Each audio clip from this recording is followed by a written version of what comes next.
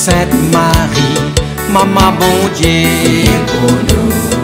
Saint Michel, tout bon ange bon Dieu, pour nous. Saint Jean-Baptiste et Saint José.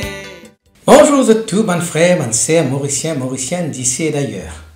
Merci encore une fois. Ce film nous dans nos programmes Un Saint chaque jour.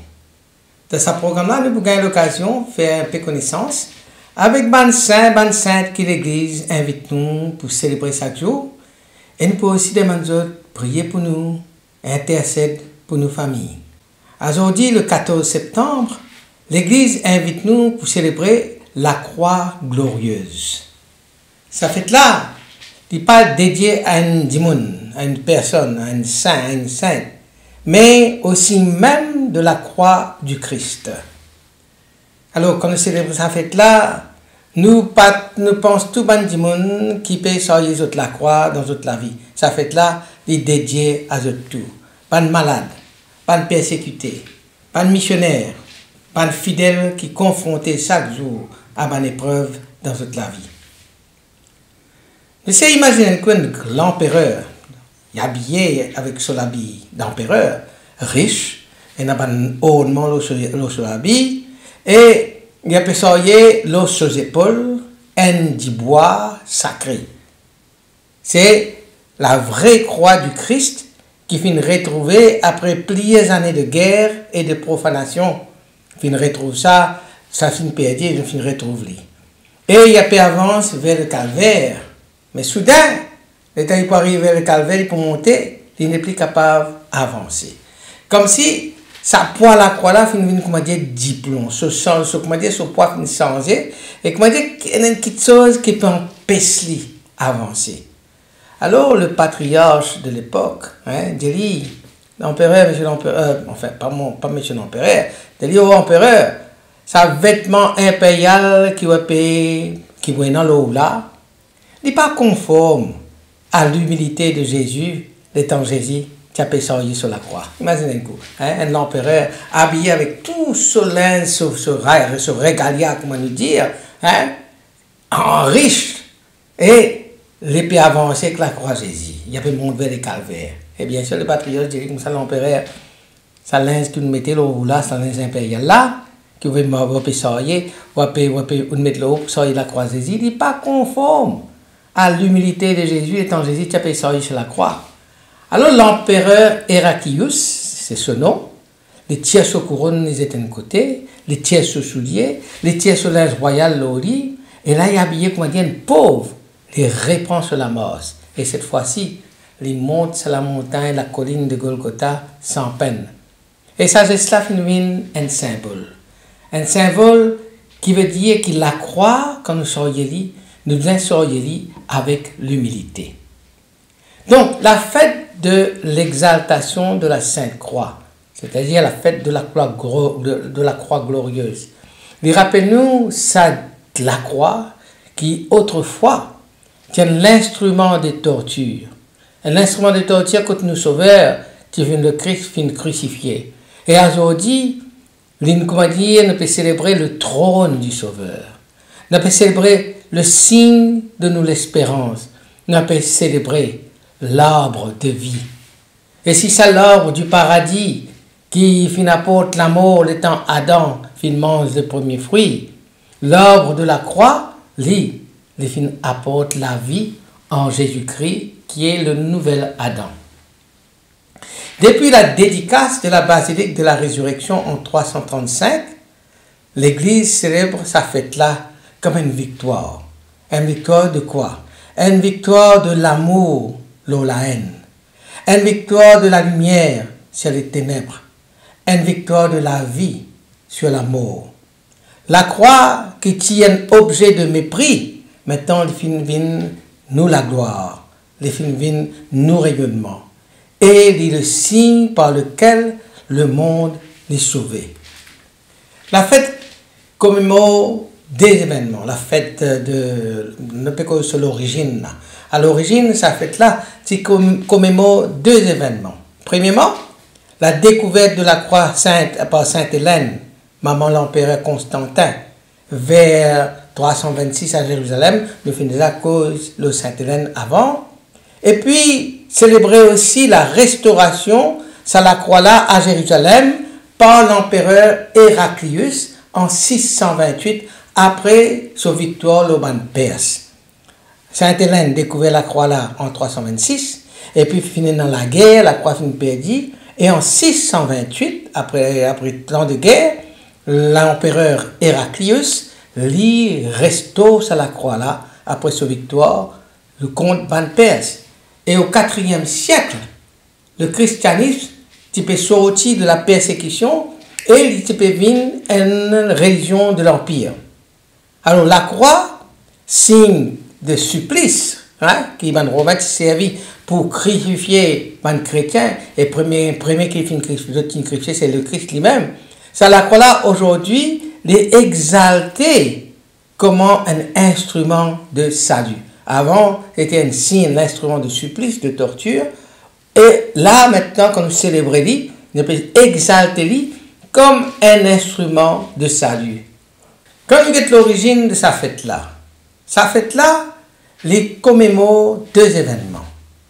D'abord, la découverte de la croix par Sainte Hélène, la maman de l'empereur Constantin, vers 326 à Jérusalem. Nous avons déjà fini cause de Sainte Hélène et qui m'a une découverte à la croix là. Nous pourrait peut-être revenir un petit peu là-dessus. Et puis, le deuxième événement qui s'est commémoré, c'est la restauration de la croix à Jérusalem par l'empereur Héraclius, qui nous fait causer aller là, en 628, après sa victoire, le comte ban Perse. Sainte Hélène découvert la croix, la vraie croix de Jésus en 326, et puis il finit dans la guerre, et puis en 626, le temps de la guerre fini, Héraclius lui restaure la croix là à Jérusalem. Alors là, au IVe siècle, le christianisme est sorti de la persécution et il finit la religion de l'Empire. Et puis la croix, qui est un signe de supplice romain, maintenant, est exaltée comme un instrument de salut. Alors le lieu central, c'est Jérusalem, avec la basilique de Saint-Sépulcre qui est consacrée le 13 septembre 335, la veille de la fête que nous pouvons célébrer aujourd'hui, c'est-à-dire la veille de la fête de la croix glorieuse. Alors, comment on peut dire? La croix est l'instrument de honte, un instrument de torture. Ban premier chrétien, premier accusé, parce que justement, le petit ado, c'est la croix là. Ban premier chrétien, fin ado, la croix, et ça, je accusé par ban romain pour ça. Et tu viens de grand la voix pour capable proclamer qui est l'instrument de supplice, divine, une source du salut.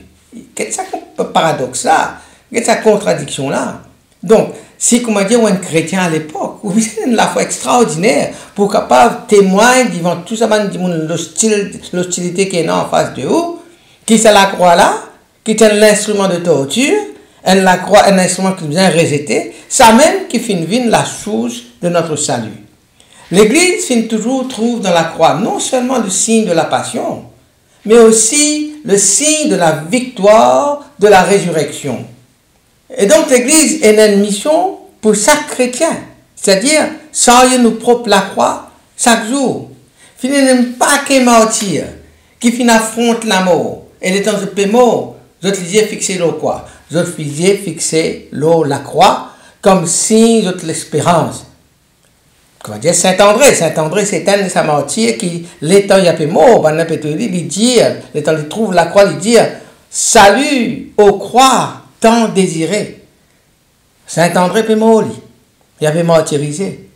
Mais quand il trouve la croix, qu'il dit salut aux croix tant désirées.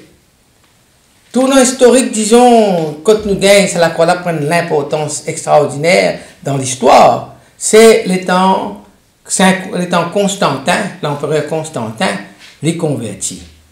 Alors, il y a une bataille contre il peut amener contre un autre qui prend place l'empereur, qui s'appelle Maxence. Alors, il perd la guerre contre Maxence avec son armée, c'était en 312, et il trouve un signe dans le ciel. Et ce signe-là, c'est la croix, avec une inscription. Donc, cette inscription-là, Et écrire, par ce signe-là, tu pour vainqueur. Par ce signe, tu vaincras. In hoc signo vinces. Par ce signe-là, tu pour vainqueur. Alors, les choisir pour mettre la croix, l'eau sur l'étendard. Ça veut dire, ça pavillon qu'ils ont sorti pour aller pour la guerre là. Ils mettent la croix là. Et sur l'armée, dans ce sens-là, ils inaugurent un nouveau âge. Contre la croix. Il n'est pas venu un instrument de torture, il n'est pas venu un instrument infâme, il n'est pas venu un instrument, comment dire, qui vient rejeter, mais un symbole de la victoire, un symbole de victoire et de foi universelle. Quand nous disons qu'il y a un miracle capable d'associer à la croix, le premier miracle qu'il est capable d'associer, c'est le temps Sainte-Hélène. Sainte-Hélène qui découvert la croix là.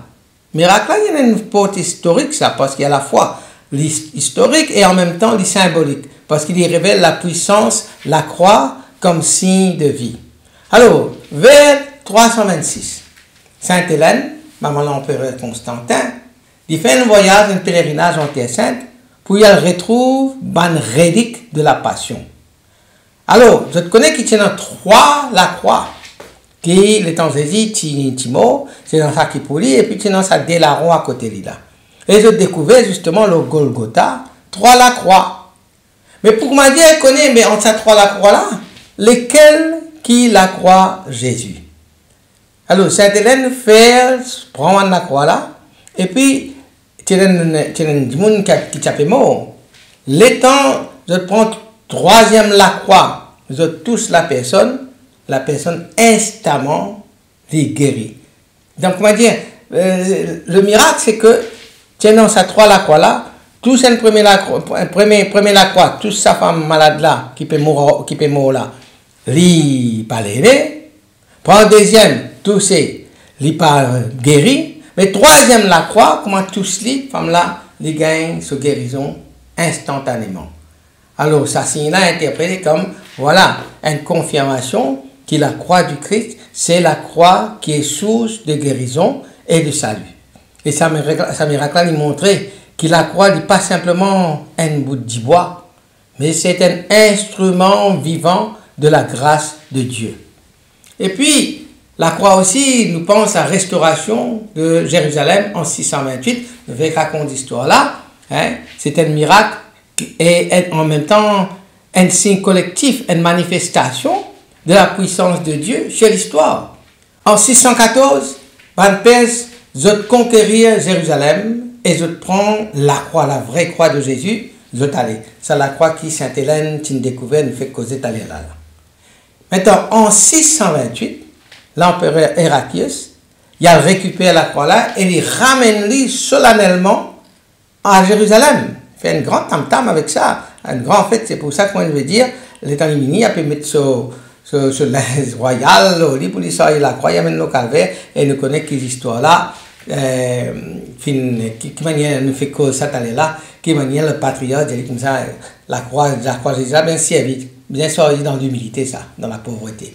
Alors, l'étant la croix là retourne à Jérusalem, finissant beaucoup de guérisons, beaucoup de conversions qui finira rapporter. Alors, le peuple trouve dans la croix là le signe de la protection divine sur l'Église et l'Empire. La croix est un symbole de victoire. Non pas une victoire militaire, mais une victoire spirituelle. La croix qui vient, restaure non seulement la ville, mais le cœur, tout ban qui tourne vers Dieu avec la foi. La croix reste éternellement actuelle pour nous aujourd'hui, parce qu'il cause à chaque génération, dans notre douleur, dans notre combat.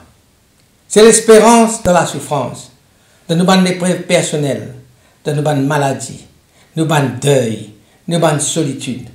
La croix nous rappelle nous que la douleur capable trouve une transformation. Le Christ crucifié, il pas supprime la souffrance, mais il habite dans sa souffrance, il traverse souffrance, et il transfigure, il transforme sa souffrance là. La croix, c'est l'endroit que la mort finit un passage vers la vie.